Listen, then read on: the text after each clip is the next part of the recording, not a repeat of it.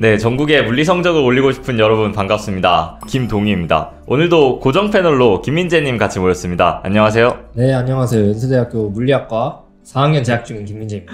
좋습니다. 오늘 저희가 다뤄볼 개념은 이제 운동량에 관한 거예요. 그렇습니다. 힘이라는 개념도 그렇고 에너지라는 개념도 그렇고 이 운동량이라는 개념도 일상적인 생각들이 있다 보니까 뭔가 이 물리학에서 어떻게 써야 되고 또 직관적으로 와닿기가 상당히 힘든 개념이라고 생각을 해요. 또 운동량의 경우는 뭐 이름이 비슷한 운동 에너지도 있다 보니까 학생들이 이런 부분에서 많이 어려워하지 않나. 힘, 원래 아는 단어고, 에너지 이런 것도 원래 쓰는 단어고, 그렇죠. 이번에도 그 운동의 양, 다 아는 개념들인데, 그러다 보니까 운동량이란 뒤에 설명하기 전에 일단 본인이 편견부터 가지는 거죠. 그러니까 이제 막상 내가 가졌던 느낌이랑 실제 정의가 정확히 부합하지 않는 경우 자꾸 문제를 틀린다. 그런 문제가 있어서 저희가 이제 계속 개념 격파하기를 하고 있잖아요. 그렇죠. 거의 마지막까지 온 것 같아요. 네. 그래서 오늘 한번 운동량에 대해서 얘기를 해보면 좋을 것 같습니다. 그렇습니다. 우리가 운동량 보존, 뭐 운동량이라는 개념을 배우는 경우가 이제 물리학에서 충돌이 일어나는 경우에 대해서 항상 이 운동량이라는 개념이 등장을 해요. 충돌 전에 양쪽의 질량과 속도를 알려준 다음에 부딪히고 나서 얘의 질량과 속도를 알려줘. 그럼 얘의 질량 아니까 얘의 속도는 얼마인가? 뭐 이런 식으로 문제가 나오잖아요. 그렇죠. 원래 에너지 보존으로 풀어도 되냐? 왜냐면은 운동 에너지 보존으로 풀지 말라 하거든요. 대부분의 그 선생님들이나 인터넷 강의 이런 데서는. 근데 에너지 보존 무조건 성립한다며. 그렇죠. 무조건 성립하는. 무조건 성립하는 걸 넘어서 성립하도록 만든 게 에너지 보존이라며. 근데 왜 충돌 전후에 에너지 보존을 쓰면 안 된다고 하냐? 이거 이상한 거 아니냐? 원래 이런 생각을 좀 해야 됩니다. 스스로 좀 의문을 가져야 되고, 한번 에너지 보존으로 풀어보죠. 그렇죠. 자, A와 B가 이렇게 와. 운동 에너지가 있고 운동 에너지가 있죠? 둘이 더하면 뭐 10이라고 해보자. 네. 충돌을 해서 멀어지고 있어. 근데 이제 얘가 운동 에너지가 뭐 5야. 그럼 얘가 운동 에너지가 5여야겠구나. 그렇죠. 이렇게 생각할 수가 있는데 에너지는 항상 보존이 됩니다. 충돌 전후에 에너지는 무조건 보존이 됩니다. 그런데 이제 이 충돌이라는 과정에서 뭐 운동 에너지도 있고 위치 에너지도 있고 뭐 열 에너지, 소리 에너지 다른 형태의 에너지들이 발생하기 때문에 우리가 직접적으로 눈으로 보이는 이 운동 에너지라는 개념, 물체가 움직이는 걸 보고 판단할 수 있는 운동 에너지라는 애는 보존이 되지 않아요. 충돌 전후에. 충돌 같은 거 하면 막 소리가 나요. 그렇죠. 거기에도 에너지가 들어있고 또는 부딪혀서 열이 좀 나기도 하고 짜증나죠? 그렇죠. 왜냐면 내가 방금 얘기한 거 이외에도 정말 다양한 종류의 에너지가 있거든. 그렇기 때문에 우리가 그 눈에 안 보이는 소리랑 열이랑 이런 잡다한 것들 이런 거를 다룰 필요 없이 이런 문제를 좀 더 간단하게 풀 방법이 뭐가 있을까를 그렇죠. 고민을 하기 시작한 거예요. 충돌 전후에 보존되는 양이 뭐가 있을까를 찾아본 거죠. 그랬더니 이 질량 곱하기 속도라는 MV라는 값이 보존이 된다라는 거야. 그래서 그럼 우리가 얘를 운동량이라고 이름을 붙이고 운동량 보존 법칙을 써서 심지어 식도 간단해. 그쵸. 이 간단한 식을 써서 우리가 충돌 전후의 상황을 분석하면 되겠다라고 한 거죠. 100만 번 해보더니 그 MV를 더하면 맨날 일정하더라. 그렇죠. 이것도 법칙이에요. 그래서 운동량 보존 법칙. 그래서 이 운동량이라는 개념을 쓰는 겁니다. 그림으로 문제가 나오니까 그림 안에서 이제 문제가 풀려야 되는데 그렇죠. 그려주지도 않은 소리 에너지를 내가 계산할 수는 없잖아. 맞아요. 그러니까 우리는 일반적으로 충돌 문제가 나왔을 땐 운동량을 쓰고 뭐 다른 종류의 그 문제가 나왔을 때는 에너지를 쓰고 이렇게 가르치시는데 이게 실제로 그러려고 만든 개념이라고 이해하셔도 돼요. 그렇죠. 근데 이제 이런 순서로 운동량이라는 개념이 나오진 않았습니다. 네. 이 방법으로 이해를 하셔도 전혀 문제 푸는데 지장이 없기 때문에 제가 그냥 한번 나름대로 뇌피셜을 전달해 봤습니다. 사실 이게 어떻게 보면 학생들에게 공감을 해주는 방식의 설명이에요. 그러니까 저도 뭐 학창시절에 많이 충돌이 있으면 운동량으로 풀고 뭐 그렇지 않으면 에너지 보존을 풀어라는 설명을 많이 들었지만 왜 그렇게 맞게 풀 수 없는가, 그 맥락에 대한 설명을 사실 많이 해주지 않거든요. 그렇죠. 근데 이 운동량이라는 개념이 이런 어떤 충돌 전후에 보존돼서 그렇게 도입된 것이다 라고 이해를 하면 물론 아닐 수도 있지만 내가 이 충돌 문제를 운동량으로 푸는 것에 대해서 타당성이 생기고 공감이 되는 거죠. 충돌할 때 왜 운동량 써야 되나요? 라고 이제 누가 물어본다면 에너지로 풀어도 돼. 그렇죠. 에너지 보존도 맞는데 아마 하기 싫을걸? 에너지 보존은 풀어도 되는데 아마 하기 싫을걸? 그렇게 안 풀 거잖아. 대부분 안 할 거기 때문에. 학생들이 뭐 이런 질문을 가져요. 저도 그랬지만 운동량이라는 애가 있고 또 운동 에너지라는 애가 있으니까 둘 다 운동이고 그 뒤에 붙은 이름도 뭔가 좀 삐까뻔쩍해. 이 두 개념 뭐 MV랑 2분의 1 MV 제곱 중에 과연 어떤 게 진짜냐, 누가 이 둘 중에 어떤 게 운동을 대표해주는 개념이냐. 쉽게 얘기하면 이런 거죠. 이제 물체가 있는데 질량이 3짜리인 물체가 있고 속도가 뭐랄까 4짜리 물체가 있다 치자.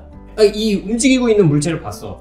그럼 이제 이 운동에 대해서 우리는 3 곱하기 4 해서 12의 운동을 하고 있구나 라고 얘기를 해야 되는 건지 2분의 1 mv 제곱을 해서 24의 운동을 하고 있구나 라고 얘기를 해야 되는 건지 어느 게 진짜 이 운동을 나타내는 숫자인지 뭐 이런 이제 고민을 할 수도 있어요. 한 번쯤 해보셨을 수도 있을 것 같아요. 뭔가 좀 찝찝해. 네.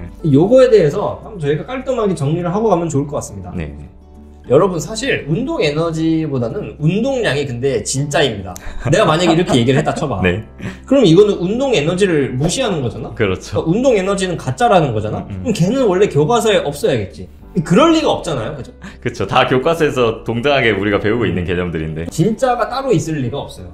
운동을 하고 있는 동영상. 그 그림이 진짜야. 아, 그렇죠. 진짜는 현실이 진짜고 우리가 쓰는 그 모든 단어나 그 수식들 있잖아요. 다 인간이 만든 거죠. 그렇죠. 무조건 다 인간이 만든 거고 왜 만들어놨냐 하면 쓰려고. 그렇죠. 유용하니까. 편하니까. 용도가 그러니까 다른 겁니다. 운동 에너지는 보존이 되지 않는 대신에 다른 에너지랑 형태가 바뀔 때 그 양이 보존된다는 장점이 있어서 우리한테 편리함을 주고 운동량은 보존된다는 장점이 있어서 그렇죠. 우리가 쓰는 겁니다. 네. 용도가 다르다. 이렇게 이야기하면 될 것 같아요. 뭐 이런 식으로 얘기할 수도 있잖아. 김동희를 나타내는 숫자를 하나 정하시오. 하면은 키를 얘기해야 되나? 그렇죠. 몸무게를 얘기해야 되나? 생일을 얘기해야 되나? 그러니까 다 용도가 다르죠? 그렇죠. 그렇잖아. 운동도 여러 가지 이제 속성이 있을 수 있다 이겁니다. 그렇습니다. 제가 학창시절에 한번 물리 선생님이 이런 질문을 던진 적이 있어요. 물리 공식은 발견하는 거냐 발명하는 거냐 라고 했을 때 저는 그게 발명에 더 가깝다고 생각하거든요. 그러니까 이 우주 뭐 우리 자연에 이 FMA라는 공식 또는 뭐 MV 보존이라는 그런 공식들이 숨어 있는 게 아니라 사람들이 이 현상을 설명하기 위해서 그걸 하나씩 이렇게 만들어낸 거죠. 그래서 이 이론들은 다 가상의 것들 같아요. 그러니까 실체는 아까 말했듯이 그 이 물체 운동하는 게 진짜고 운동 에너지와 운동량은 뭐 누가 진짜 이런 게 아니라 다 우리가 용도에 맞춰 쓰기 위해서 만든 개념들이다. 그렇게 이해를 하시면 좀 좋을 것 같아요. 운동 에너지는 충돌 시에 보존이 안 되고 운동량은 충돌 시에 보존이 된다. 뭐 이런 얘기를 했는데 정말 운이 좋게도 둘 다 보존되는 경우도 있습니다. 이거는 운동 에너지 보존 법칙이 있어서가 아니라 정말 다양한 종류의 충돌 중에 운동 에너지랑 운동량이 모두 보존되는 경우가 간혹 있습니다. 그렇죠. 간혹 있죠. 우리가 그거를 이제 탄성 충돌이라고 부릅니다. 운동량은 항상 보존이 되고 무조건 원래요. 근데 거기랑 더불어서 이 경우에만 운동 에너지도 보존이 되더라라는 게 이제 탄성 충돌인 거죠. 그렇죠. 그 탄성 충돌에 대해서 다양한 분석을 해요. 그렇죠. 뭐 예를 들자면은 비스듬하게 탄성 충돌했을 때 각도가 뭐 어떻게 되니 질량이 같을 때 각도가 90도라거나 그렇죠. 아니면 뭐 속도를 정확히 교환을 한다거나 그렇죠. 뭐 그런 여러 가지 특징들이 있습니다. 탄성 충돌에는. 그런 거는 이제 진짜 그 물리학적으로 막 중요한 개념들은 아니고 현상을 이제 외우는 거죠. 그렇죠. 그런 관찰 결과들을 외우는 거고 그럼 이제 탄성 충돌이 아닌 것들을 비탄성 충돌이라 하겠죠. 그렇죠. 대부분의 충돌은 비탄성 충돌일 겁니다. 충돌하고 나서 운동 에너지가 보존되려면 다른 형태의 에너지가 하나도 안 생겨야 된다는 그렇죠. 건데 예를 들자면 소리나 그렇죠. 소리. 열이나 당장 뭐 이걸 이렇게 여기에 두 개 부딪히면 소리가 나는 것처럼. 그렇죠. 그러니까 이런 것들이 하나도 없을 때가 탄성 충돌일 거고 실제로는 모든 충돌이 비탄성 충돌이겠죠. 탄성 충돌이라는 그 이상적인 상황은 우리 문제 안에서나 존재하는 거고. 그런 얘기였습니다. 마지막으로 얘는 영상을 따로 뽑기는 정말 너무 마이너한 개념이라 초라해서 너무 너무 초라한 개념이라 여기에 같이 저희가 덧붙이는데 네, 맞습니다. 충격량이란 무엇이냐 운동량의 변화량 그쵸. 그냥 그의 끝. 끝! 운동량이 예를 들어서 원래 3으로 움직이고 있다가 빨라졌으니까 뭐 운동량이 5가 되겠죠? 운동량이 3에서 5가 됐어. 우리가 맨날 그 과학자들이 맨날 발표하고 하는데 운동량이 이번엔 3에서 5가 돼가지고 이렇게 얘기하기가 입이 아픈 거야. 그쵸. 그래서 뭐라는 개념을 또 만들었냐면 충격량이 2입니다. 운동량이 변화량이 2니까. 그렇죠. 그게 이제 충격량입니다. 그래서 끝! 이걸로 끝. 왜 그런지 모르겠는데 단원명을 항상 운동량과 충격량 이렇게 써놓으니까 그쵸. 학생들 입장에서는 얘네 뭔가 좀 동등한 그 중요도가. 레벨, 중요도가 똑같은 것 같고 뭔가 운동량 하나 큰 산 넘었더니 충격량 큰 산 또 있는 것 같은데 정말 이 운동량의 변화랑 외에 뭐 아무것도 없습니다.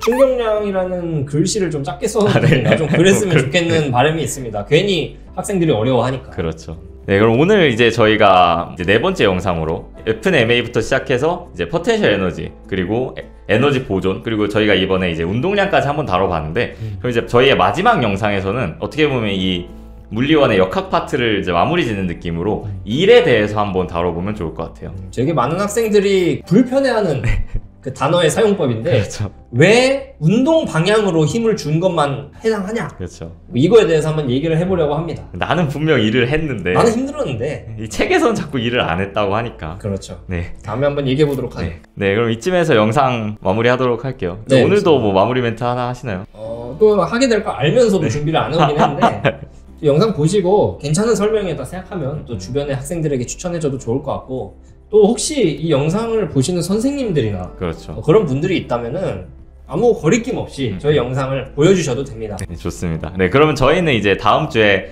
일과 관련된 영상으로 돌아오도록 하겠습니다. 네, 지금까지 공강물리의 김동희, 김민재였습니다. 네, 감사합니다.